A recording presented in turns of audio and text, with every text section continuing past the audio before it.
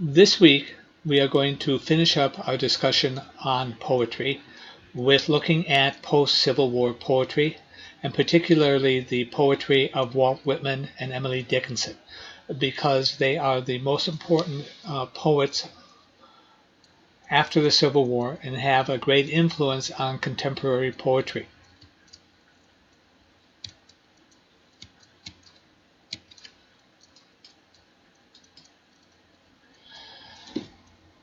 What I would like you to know when we finish is be able to explain how poetry changed after the Civil War, explore the poetry of Walt Whitman and Emily Dickinson, and understand the importance of the two for modern American poetry. Let's look at a few of the poets after the Civil War, and we'll be able to do some comparison as to why Walt Whitman and Emily Dickinson are so important. They are Sidney Lanier, Emma Lazarus, and James Russell Lowell. Let's look at Sidney Lanier. He was born in Macon, Georgia. He served in the Confederate Army as a soldier. He was captured and imprisoned where he contracted tuberculosis, and from which he died at a very young age of a little over 40. During that time, he wrote a great deal of poetry, essays, and short stories, and became a professor of literature at Johns Hopkins University. Most of his poetry is nature poetry in a very traditional sort of format. This is from his poem Tampa Robins, and yes, that is the Tampa down the I-4 from us.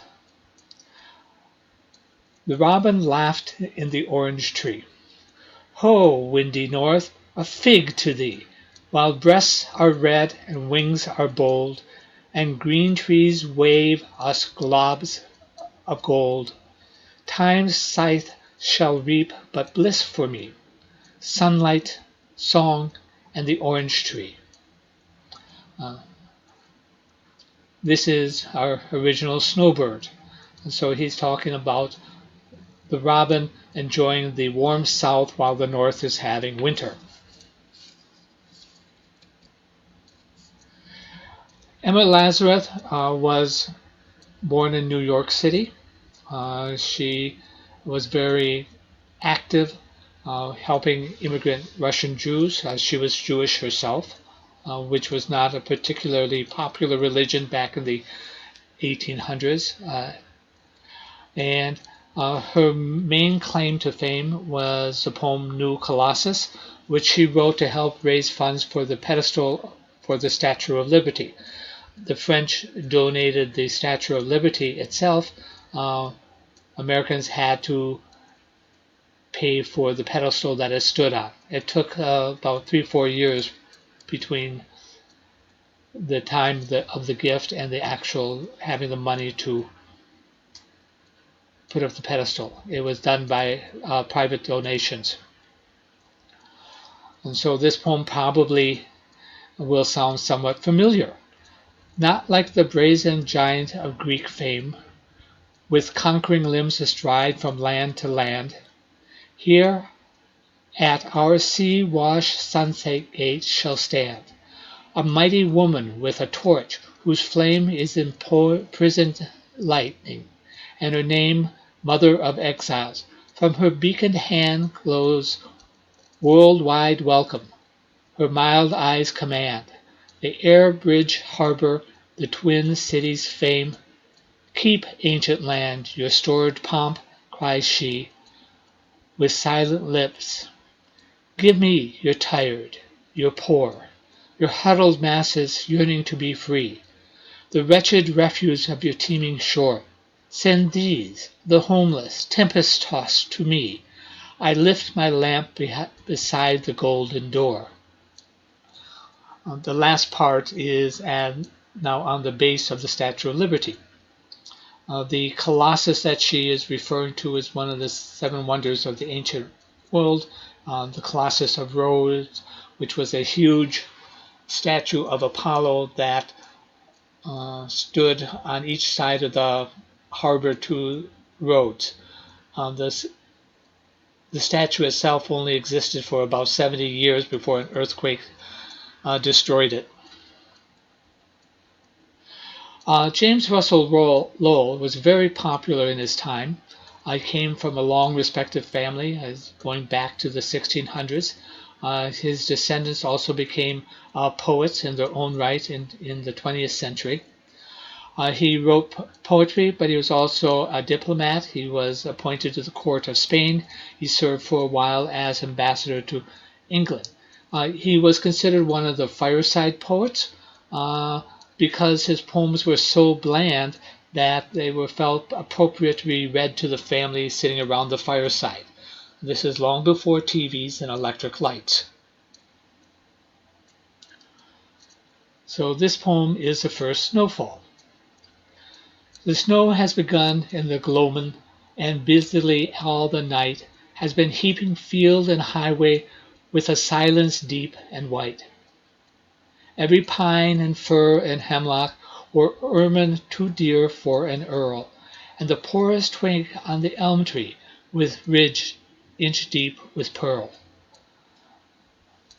Nothing very profound in this poem. Gloaming is that time just before dark, after the sun has set, but there is still a little bit of light. Okay, so these three poets are very traditional, not much different than what you would find before the Civil War. But then we get Walt Whitman, who is totally different. I sing the body electric. This is part of a much longer poem, and so we're only going to look at a little bit of it. If anything is sacred, the human body is sacred, and the glory and sweet of man is a token of manhood untainted, and in man or woman a clean, strong, firm-fibered body is more beautiful than the most beautiful face. And so the entire poem is looking at how beautiful the body is in its nakedness. None of the previous poets would write anything as explicit.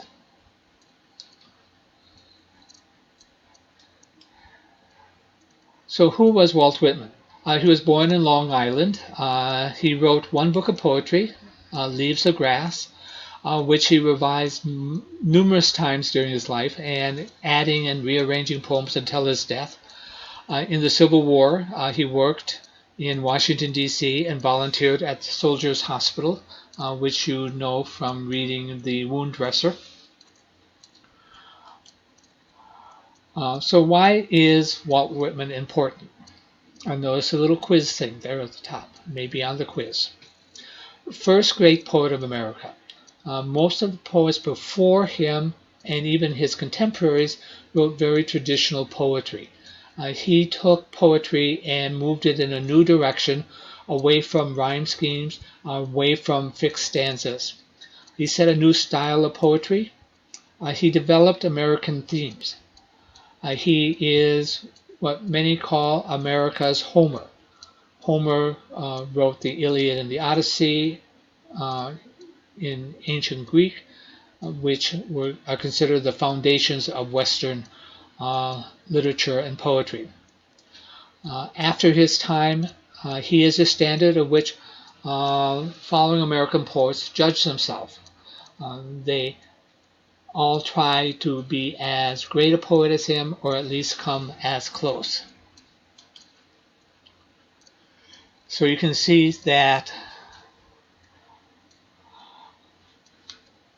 it started, his first book of poetry was in 1855, which he had 12 poems. A year later, he had 32, and then he kept adding and changing it. 1882, his book of poetry was banned in Boston because some of the topics were considered unfit for human reading, particularly when you talk about naked bodies and sex and other socially controversial things that good people did not talk about, not that they weren't practicing them. So let's look a little bit about how he wrote a poem, which is sometimes called prosody. Uh, I celebrate myself and sing myself, and what I assume you shall assume. For every atom belonging to me as good belongs to you. I loaf and invite my soul. I lean and loaf at my ease, observing a spear of summer grass.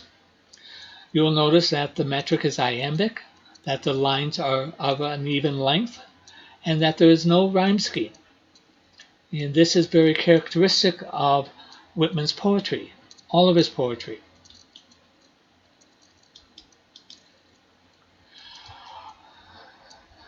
His style is very radical. If you look at the poem on the left, I Celebrate Myself, and Blessings on Thee, Little Man, Barefoot Boy with Cheeks of Tan, both written in the same year.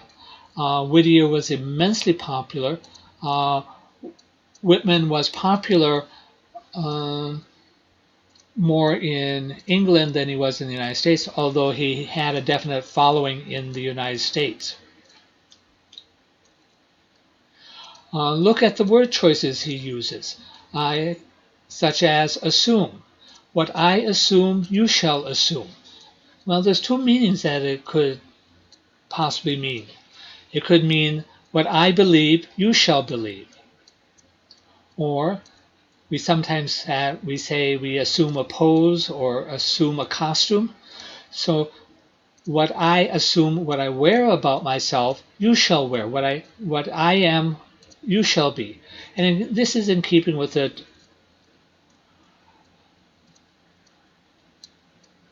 the style of writing of the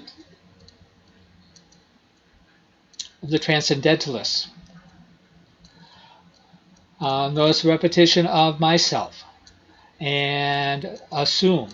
Also notice that he has more vowel sounds than he has hard consonants. Allusions. Allusions are referring to something else besides what is stated. So I celebrate myself and sing myself.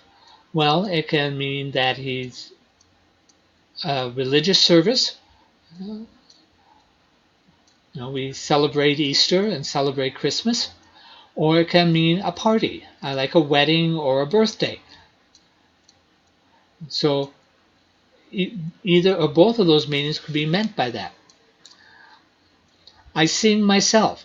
Again, in the Western tradition of what is called epic poetry, which is extremely long, books worth of it, the Iliad and the Odyssey by Homer, which I mentioned, the Aeneid by Virgil, which is the Latin version of some of the same stories.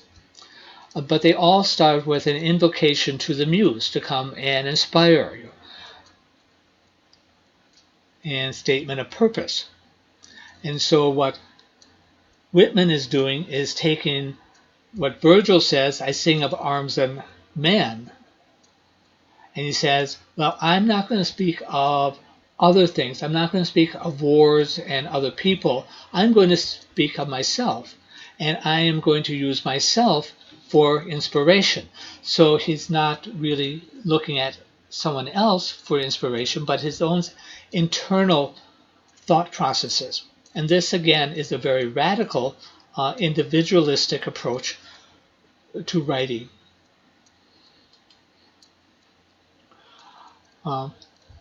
As I mentioned, he wrote one book of poetry called Leaves of Grass. And why Leaves of Grass? Well, leaves are individual and unique. It also is a pun. We have a book and you turn the pages or the leaves of the book. And so he goes on to the poem say, I loaf and invite my soul. I lean and loaf and at my ease, observing a spear of summer grass. And so why this grass theme? How does leaves of grass fit together? Well, we're going to look at 3 different ways that this idea, sometimes called a conceit, which is an extended set of imagery, is that it unifies and it fits a transcendentalist idea of that you can look at one thing and discern other things about the universe. So if we look at grass as a unifying thing, first of all, it unifies the United States. So he has a lot of poems about the United States. And grass is found everywhere from the East Coast to the West Coast. It unites us as one people in one place. Grass also feeds us, and it is where we work and we play on grass. So it encompasses all aspects of our life. It also can be considered the part of the chain of circle of life. Grass nourishes us. So cows, sheep, goats, pigs all eat grains or eat grasses.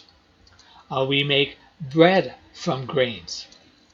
We feed these grains or grasses to animals. And our waste is returned to the earth as fertilizer for this grass. And so grass carries the idea of the circle of life between continuation of from the lowly grass through animals to nourishing us.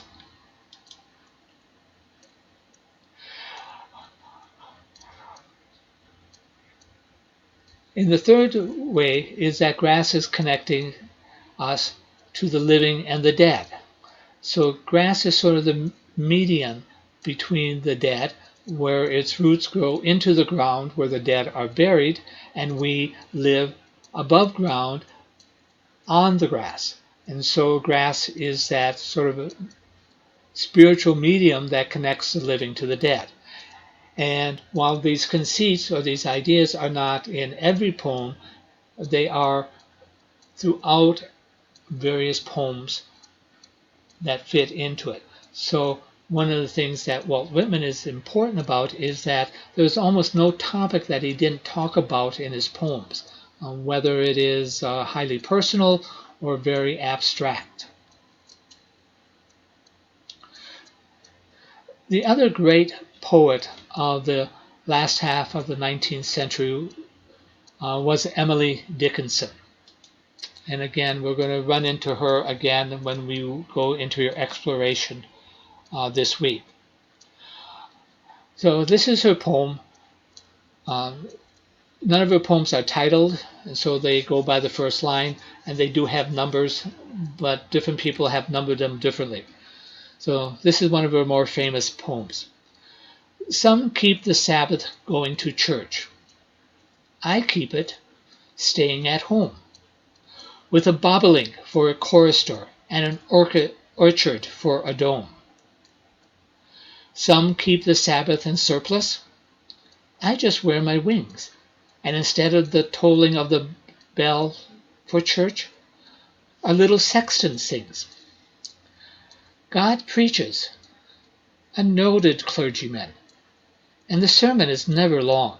So instead of getting to heaven at last, I'm going all along.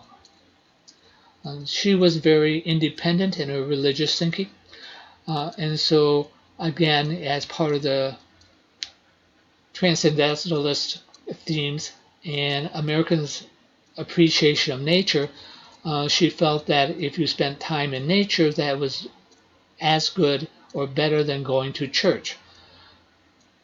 A bobolink is a type of bird, and a little sexton is another type of bird. So it's the birds that are making the choir and that are doing the singing. So a little bit about Emily. She is a very interesting woman. There's only a few photographs or paintings of her. She was born in 1830 in Amherst, Massachusetts, to a very prominent family. Her grandfather founded Amherst College. Her father was a prominent attorney and congressman. She attended Mount Holyoke Female Seminary for a year. She was sickly and was forced to quit. And so she returned home. And she basically lived her whole life in her father's home. She died in 1886 when her sister and a friend of both Emily and her sisters started going through her effects after her death. They found over 1,700 poems in her closet with instructions to be destroyed. Each one was wrapped in a little ribbon, and a stack of poems was wrapped in a ribbon. They read through them and decided not to destroy them. Her first edition of poetry was in 1893. There have been several revised editions. When her first edition was published, her poetry was so odd that they did a lot of editing to it, and so more recent editions have reverted to the way she originally wrote them. She's considered a difficult poet to read. Poems have no titles, so they're numbered. She uses unusual language, and her poems are very ambiguous in meaning. It's not always clear exactly what she meant. In the poems that we read at the beginning, it was pretty clear, what the people were talking about. In her poems, that's not always true. This is a sample of one of her poems. Why is she difficult? Her writing is elliptic, meaning that it's often short and not complete sentences. Is cryptic, is not easily understood. She uses unconventional grammar, definitely unconventional punctuation, and unconventional language. She also uses unconventional use of rhymes, if she uses rhymes at all. Unconventional use of verses and punctuation. Likes linguistic play, where words can have a couple of different meanings. And she takes very concrete images to talk about very abstract ideas. And we'll see what it means. So when you read her, you read it by the line, and it's not controlled by the form. So, and her poems usually are very short. I had no time for hate, because the grave would hinder me, and life was not so ample I could finish enmity. She was a big one for dashes. So let's look at this poem a little bit. So she's using dashes, a few periods. She capitalizes keywords, which is not usually done in English. Many other languages, keywords are capitalized. She uses words in unexpected ways. Enmity. Enmity means hate. So I could not finish hate. She fractures her grammar. Ample I. And life was not so ample I. The I should be on the next line. I could finish enmity, but she kept it after the ample. And she uses contradictions and antithesis, which are opposites, grave and life. So what she's basically saying in this poem, if I'm going to hate someone, I want to hate them forever. And I'm not going to live long enough to hate them forever. So why bother?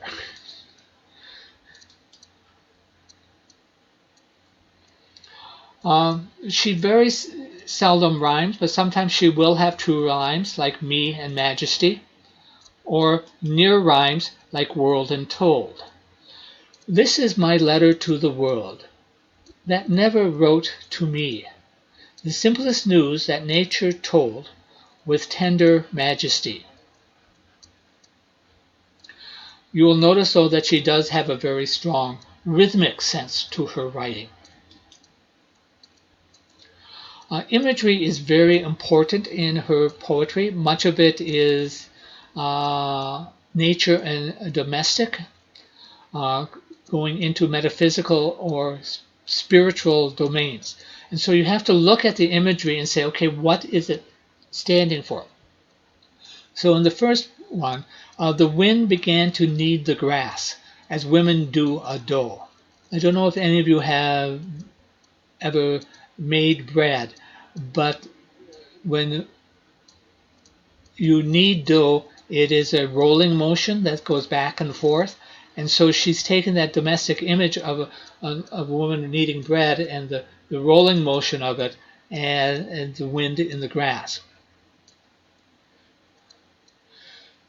We outgrow love, like other things, and put it in a drawer, till it an antique fashion shows, like costume grandsires wore.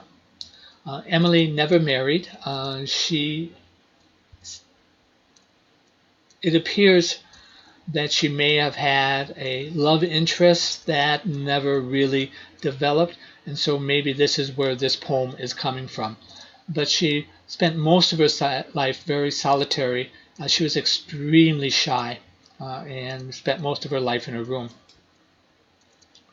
So, what are the legacy of Walt Whitman and Emily Dickinson? Allen Ginsberg, perhaps the greatest American poet in the second half of the 20th century, was Allen Ginsberg and his poem Howl. He claimed that he was a direct descendant of Walt Whitman, a spiritual descendant, not literal descendant. Walt Whitman had no children. Allen Ginsberg had no children either. They were of a character like that. I saw the best minds of my generation destroyed by madness, starving, hysterical, naked, dragging themselves through the Negro streets at dawn, looking for an angry fix, angel-headed hipsters burning from the ancient heavenly connection to the starry dynamo in the machinery of night. This is the start of one very, very long sentence in his poem Howl. The poem itself was brought up on obscenity charges, which were dropped, and today is considered one of the great poems, modern poems. Anne Sexton also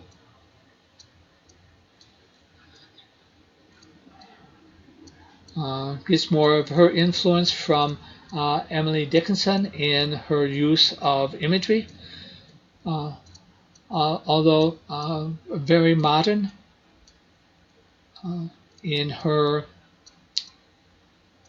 approaches to life. Emily would never be something so explicit about sex as Anne Sexton is. Come, beloved, consider the lilies. We are of little faith. We talk too much. Put your mouthful of words away and come to me to watch the lilies open in such a field, growing there like yachts, slowly steering their petals without nurses or clocks. Let us consider the view, a house where white clouds decorate the muddy halls. Oh, put away your good words and your bad words. Spit out your words like stones. Come here, come here. Come eat my pleasant fruit. So, let's summarize briefly. The two main forces that changed American poetry were Walt Whitman and Emily Dickinson's. Their use of free verse, varied stanzas, length, and powerful imagery set the course of American poetry for the 21st century. Be sure to do the quiz that goes with this lecture. And here are some resources that are available to you.